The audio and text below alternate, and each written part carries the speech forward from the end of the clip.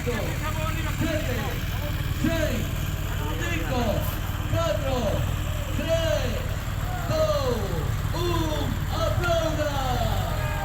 Aquí está el operador do Gran Fondo Étaro, Lindo Camiño. Momento majestuoso, momento mágico. Esta es la salida de todos los participantes. La marcha cicloturista Gran Fondo Étaro.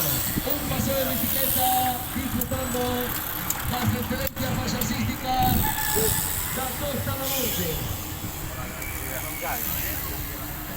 Con Concello, Ría, con Carlota, con Mino, con Mazaricos, con Montes, con Cero.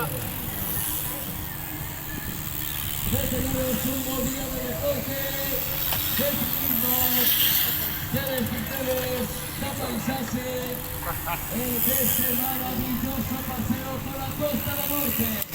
Isto es o Gran Fondo Étaro.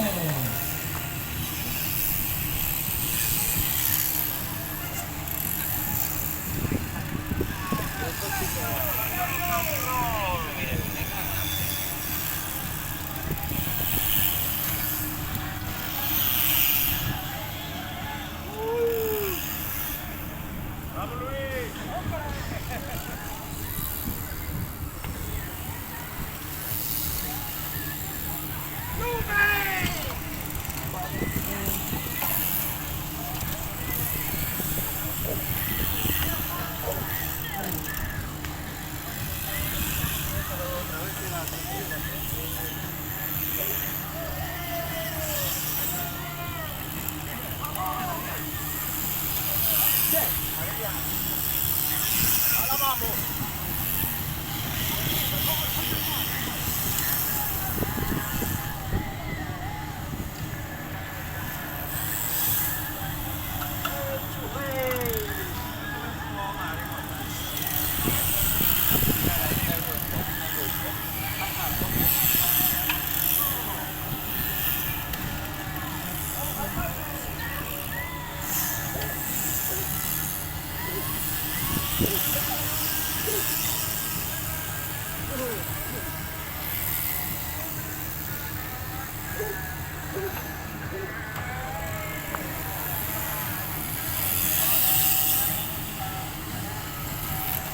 Bueno, renta muchísimo.